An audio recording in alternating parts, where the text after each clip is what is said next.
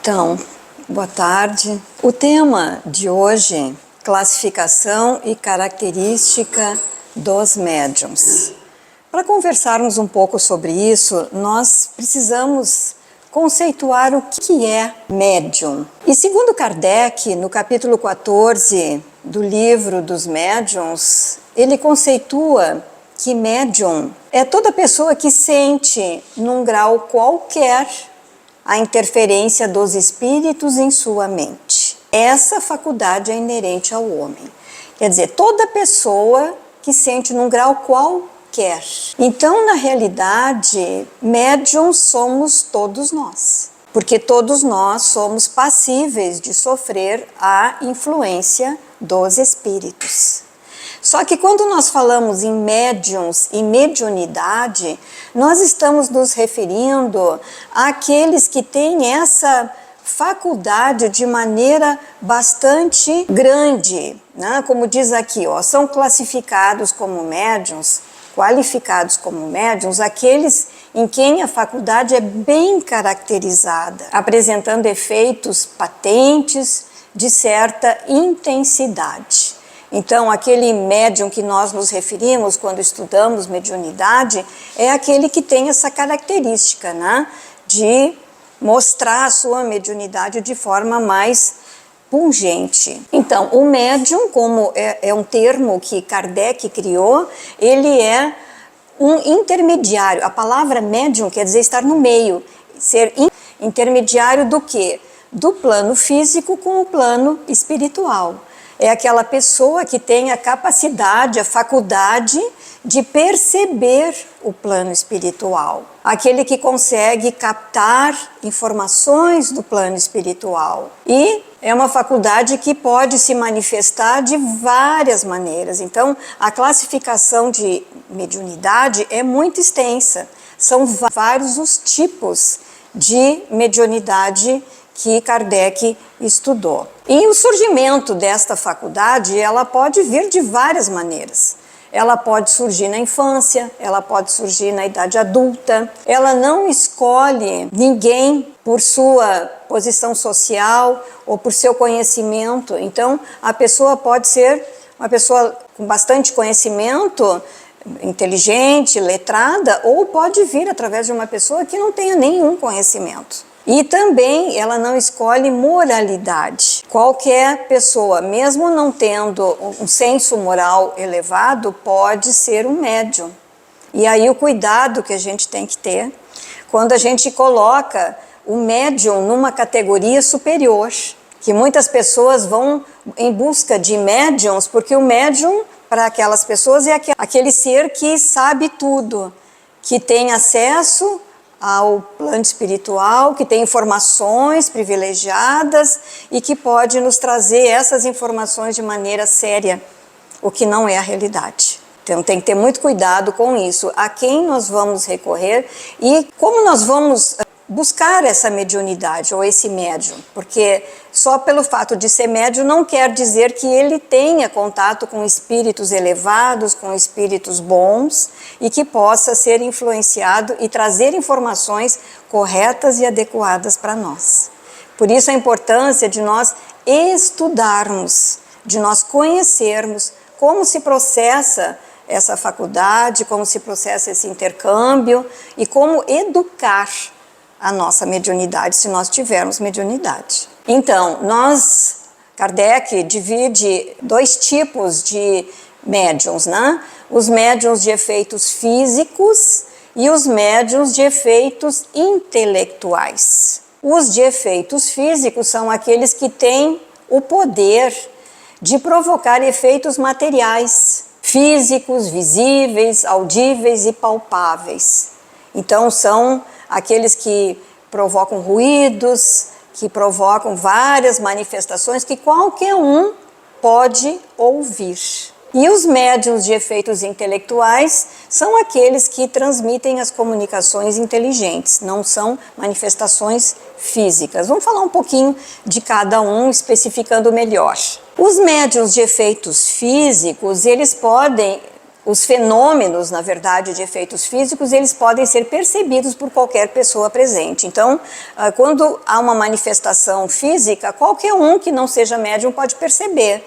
Então, quando objetos se movem, quando ruídos ocorrem, quando sons estranhos ocorrem, vozes que todo mundo ouve, não é só o médium que está ouvindo.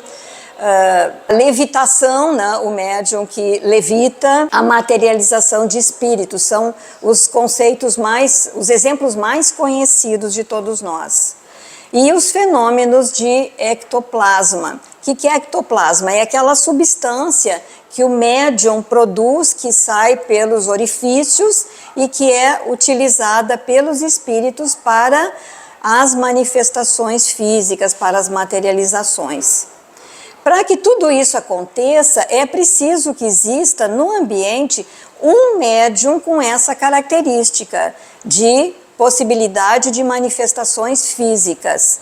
Então não basta que a gente queira que isso aconteça, não basta que eu queira ver um espírito materializado ou ouvir ou sons, é preciso que haja esse tipo de mediunidade presente no ambiente. Bom, vamos falar um pouco sobre alguns tipos de mediunidade, então. Os médiuns chamados que são esses que produzem ruídos e pancadas, que têm essa condição. É uma variedade muito comum e ocorre com ou sem a manifestação da vontade do médium. O médium às vezes nem sabe que tem essa característica. Ele não basta querer ou não querer, ele nem quer muitas vezes que isso ocorra, no entanto isso acontece à revelia dele, quando ele não tiver conhecimento e a mediunidade educada. Os médiuns motores são aqueles que produzem o movimento de corpos inertes. Então tem médiuns que têm essa condição de movimentar objetos com a sua presença. Também existem os médiuns de translações e de suspensões. Eles produzem a translação aérea e suspensão de corpos inertes no espaço, sem ponto de apoio. Então são aquelas levanta a mesa, levanta um objeto com a sua vontade. Entre eles há os que podem elevar-se a si mesmo, que são aqueles que produzem a levitação, eles podem se elevar. Bom, existem os médiuns de efeitos musicais, esse deve ser bem interessante, né? Eles conseguem provocar a execução de composições, de músicas, em certos instrumentos sem tocar no instrumento. Então o instrumento toca sozinho, né? Nós vemos o instrumento começa a tocar sem que haja o toque ou a presença física ali. Os médiuns de aparições e materializações, esses são muito interessantes, né? A gente já ouviu falar vários exemplos de aparições, materializações que podem provocar essas aparições que são fluídicas e até tangíveis e que são visíveis para todos. Então, isso no início, onde o espiritismo não era muito ainda conhecido, estudado e divulgado, era muito comum as sessões de materialização de espíritos. Ainda ocorre hoje, mas cada vez menos. Essas possibilidades de manifestações de efeitos físicos ocorrem, porque isso ocorreu numa época em que era preciso chamar a atenção, era preciso que as pessoas se interessassem pela busca desse conhecimento. Então muito ocorreu nesse sentido para chamar atenção realmente. E hoje, como o espiritismo já está bem consolidado, nós temos já uma base, um conhecimento da doutrina que foi solidificado através da doutrina, das obras básicas, nós não temos mais tanta necessidade desses fenômenos de manifestações físicas. Porque as pessoas às vezes buscam isso por curiosidade, mas no momento em que saciam a sua curiosidade vão embora, não se interessam em estudar.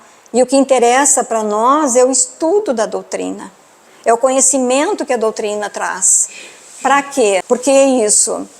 Para que a gente possa evoluir, para que a gente possa crescer, para que a gente possa compreender os porquês da vida, a finalidade da existência, para onde nós estamos indo, por que nós sofremos e como nós podemos melhorar a nossa condição de espíritos evoluindo, aprendendo, crescendo, diminuindo o nosso sofrimento, entendendo as leis espirituais. Então essa é a finalidade da doutrina espírita, e não o fenômeno ocorreu, uma fase necessária, mas que hoje já não é mais. Então aqui nós temos uma imagem de materializações, né, de espíritos que se materializam, de objetos, luvas, é comum a mão se materializar. Então são diversas as experiências e as aparições que nós temos registrados. Para isso é necessário que haja todo um trabalho muito sério da espiritualidade para que possa ocorrer uma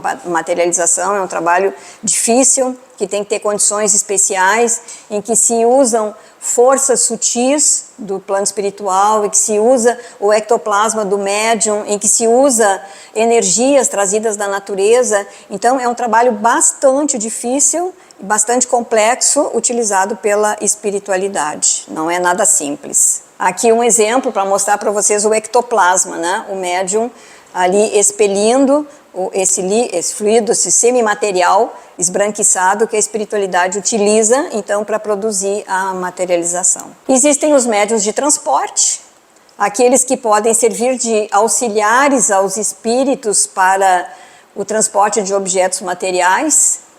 São raros, esses fenômenos de transporte são raros, não são frequentes.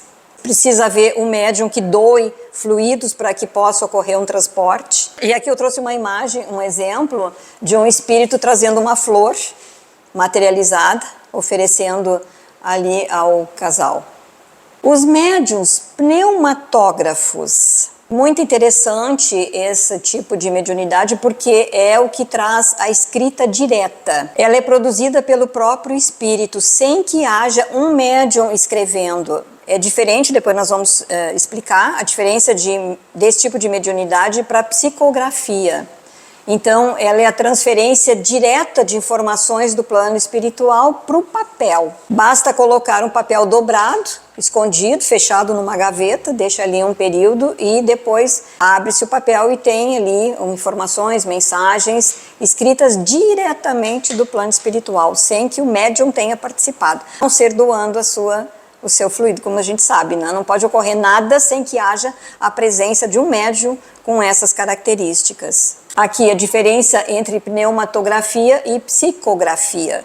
A pneumatografia é a escrita produzida diretamente pelo espírito, sem intermediário algum. E a psicografia, então, é a transmissão do pensamento do espírito para o médium, que escreve aquilo que o espírito está transmitindo. E os médiuns curadores? Aqui também é algo bem importante, são aqueles que têm a faculdade de curar, médiuns de cura, como nós chamamos, que ele, pela imposição das mãos, pelo olhar, muitas vezes, ele pode transmitir fluidos que ele capta do plano espiritual e transmite para a pessoa necessitada, aliviando as dores, trazendo curas, trazendo alívio. Então é uma faculdade bem interessante e bem importante. Também pode ser produzida à distância, quando nós oramos, quando nós vibramos, quando nós mentalizamos pela pessoa necessitada. Essa atividade de vibrações, de orações que nós fazemos à distância, ela é muito importante, todos nós podemos fazer.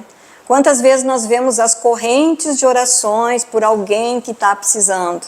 Alguém vai sofrer uma cirurgia, alguém está passando por um processo difícil e nós nos organizamos e produzimos uma corrente de pensamento, de vibrações e oramos e emitimos esses fluidos para que a pessoa receba e ela certamente recebe. Aqui é importante a gente colocar esse tipo de mediunidade. Normalmente existem centros espíritas que trabalham com cura, então os médiuns trabalham em locais específicos de cura, grupos de trabalho de cura. E o que eu gostaria de colocar é que é importante como complemento do tratamento médico. A gente não deve esquecer que a medicina da Terra foi trazida porque Deus assim o permitiu. E nós não devemos deixar de procurar o médico da terra porque estamos em busca de um tratamento espiritual ou de uma cura espiritual. São complementares. Jamais nós devemos abandonar o recurso médico em função de uma busca espiritual. Então, pode ser complementado, deve ser procurado, sim. Que a gente sabe, existem vários relatos de curas realizadas, curas espirituais que são realizadas por mérito, a pessoa recebe essa bênção de ser curada, mas nunca esquecendo o tratamento médico associado e complementando. Bom, aí nós entramos nos médiums de efeitos intelectuais, saímos dos de efeitos físicos. Temos os médiums audientes, que são aqueles que ouvem vozes, ouvem sons e recebem mensagens do plano espiritual. E aí existem dois tipos: aqueles cuja audiência é interna, o médium ouve dentro da mente a mensagem, a voz do espírito que quer se manifestar. É como se os pensamentos, né, viessem à mente. E tem aqueles de audiência externa que ouvem sons como viesse de fora, como se tivesse alguém falando ao lado dele. E esses médiuns muitas vezes têm inclusive a capacidade de indicar o local, de onde vem. Ó, tá vindo daqui, tô ouvindo, tá? Tem alguém falando comigo, me dizendo alguma coisa que eu consigo captar. Os médiuns videntes, é bem comum, a gente ouve falar muito dos médiuns que têm vidência, que são aqueles que têm a capacidade de ver os espíritos ou cenas, flashes de cenas do passado, do presente ou até do futuro. Isso pode ocorrer no estado normal, a pessoa pode estar acordada, não está em transe mediúnico, ela pode estar acordada em vigília e perceber alguém, perceber um espírito ou perceber essas imagens. São flashes que aparecem na mente do médium, e isso, eu coloquei ali, pode ser assustador, principalmente para quem não conhece. Quando a mediunidade surge, a pessoa começa a ver coisas e não entende o que está acontecendo. Se ela não busca um local correto, uma casa espírita séria, para estudar e para buscar educar a sua mediunidade. Muitas pessoas às vezes dizem assim: eu queria tanto poder ver os espíritos, eu queria tanto poder ver o plano espiritual. A gente ouve isso às vezes. Só que às vezes que a pessoa que não tem essa faculdade não deve buscar, porque nem sempre o que é visto é bonito. A gente tem aquela ilusão: eu quero ver o meu protetor, eu quero ver meus amigos, minha família, mas não é isso que normalmente o médium vidente enxerga. O que ele enxerga? Os espíritos sofredores, que são aqueles que necessitam de ajuda, e nós estamos cercados deles, aqueles que estão mal, que não têm um aspecto bonito, que não são bons de ver. E aí a pessoa que tem essa característica, essa faculdade, normalmente ela quer tirar. Ela vai no centro espírita e diz assim: pelo amor de Deus, tira isso de mim, eu não quero ver isso. Só que é uma faculdade que a pessoa nasceu com ela, porque é físico essa condição de enxergar. Não é para quem quer, é para quem vem com essa característica. Então o que é preciso? Educar, porque mediunidade não se desenvolve, mediunidade se educa. Isso é muito importante. Então, como é que se educa isso? Estudando. Desde o beabá. Entra na casa espírita e vai estudar o CIED, vai estudar o ESD, 1, 2, 3. Depois entra no mediúnico 1, mediúnico 2. Então, olha quantos anos, é como uma faculdade. A gente, quando conclui o estudo da mediunidade, que a gente nunca conclui, mas quando conclui o estudo e passa ao trabalho, a gente fez 5, 6 anos, como se tivesse feito uma universidade. Mas aí a gente está preparada para começar a trabalhar na mediunidade. Porque se eu venho com essa característica, eu sou uma médium, eu vim com uma tarefa. Isso faz parte do meu planejamento reencarnatório, da minha programação reencarnatória. Então eu vim para isso, para trabalhar no bem, para fazer o bem, para ajudar as pessoas. Não porque eu sou especial. Por isso a gente não pode ver os médiuns como seres especiais, dotados, endeusar o médium, exaltar o orgulho do médium. Não, nós que viemos como médium, nós somos espíritos comprometidos. E que nós viemos com essa característica, às vezes muito intensa, porque somos comprometidos, porque precisamos atuar nessa área, trabalhar nessa área, ajudar as pessoas. A gente pede, quando reencarna, para vir com essa possibilidade, porque sabe que deve, sabe o que precisa fazer. Então é muito importante que a gente busque o conhecimento e se equipe, se eduque para poder produzir o que deve ser produzido. Aí nós temos os médiuns falantes, que são aqueles que a gente chama, a voz deles, né, exprime o que o espírito quer dizer. Os psicofônicos, né, que não é incorporação, porque existe muita confusão, as pessoas dizem médium de incorporação. Não é isso. Porque o espírito não incorpora em mim, não entra em mim. Eu sou dona do meu corpo e no meu corpo ninguém entra. Então não é incorporação, mas é aquele espírito que se aproxima e ele usa os meus órgãos, o meu cérebro, a minha voz para poder se manifestar. Médiuns inspirados, sensitivos ou intuitivos, que são aqueles que não têm a vidência, né, a psicografia, mas eles têm a intuição, a percepção, as sensações, percebem a presença do espírito, ou quando chega em determinado lugar, sente ao contato de alguém, que pode ser uma pessoa, ou pode ser um espírito, as sensações do espírito. Sente dor, pode sentir dor, começa a dar dor de cabeça, ou pode sentir ansiedade, angústia, aflição, que são as percepções de quem está próximo de si. É uma forma mais interna, introspectiva, não é como outros tipos de mediunidade. Os médiuns sonambúlicos, aí nós temos que diferenciar o que é sonambulismo e o que é mediunidade sonambúlica. Sonambulismo é aquela pessoa que quando dorme, ela sai do corpo e faz coisas. Vai comer, abre a porta, às vezes vai para a rua, vai fazer coisas. Então é a alma da pessoa que até percebe mais coisas no ambiente porque não tem a limitação do corpo. Então ela sai do corpo e ela consegue perceber coisas em torno de si, mas que são percepções dela. E o médium sonambúlico é aquele que, então, através da sua mediunidade, ele se afasta do corpo, permitindo que ele entre em transe profundo, permitindo que o espírito, então, se manifeste através dele. Ele é um instrumento de uma inteligência, então, externa. É diferente eu ser sonambúlica ou eu ser médium sonambúlica. E os médiuns pictógrafos, que são os pintores, os desenhistas, aqueles que pintam ou desenham sob a influência dos espíritos. Um bastante conhecido de todos nós é o Gasparetto, né, que produz pinturas mediúnicas belíssimas.